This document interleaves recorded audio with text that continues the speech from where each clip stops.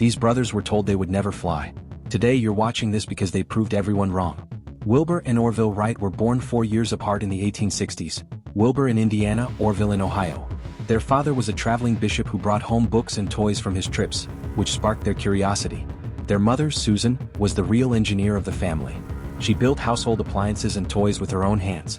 That's where the brothers learned that if something didn't exist, you could just build it yourself. In 1892, they opened a bicycle shop in Dayton, Ohio. They called it the Wright Cycle Company. They chose to build bicycles because it was the technology that had the spotlight in the 1890s. Everyone wanted a bicycle, but the brothers thought differently. They were obsessed with how balance and control worked. They didn't just sell bikes. They designed and manufactured their own models. This hands-on work taught them everything about precision engineering and problem solving. Then in 1896, that's when everything changed. They read about Otto Lilienthal, a German aviator who died in a glider crash.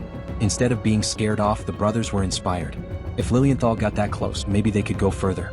They started studying birds, reading everything on flight, and running experiments in their bike shop. Their first designs were disasters. Each glider they built nosedived. Wings collapsed, and each calculation kept coming out wrong. The experts of the day had published data on wing shapes, and it was all incorrect. So the brothers did something different. They built a wind tunnel in their shop and tested over 200 wing designs themselves. They stopped trusting what others said and started trusting what they could prove.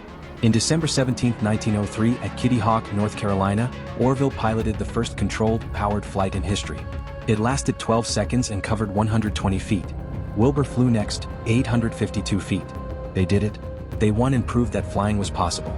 But here's the crazy part: almost nobody cared. Newspapers didn't believe them. The public ignored them.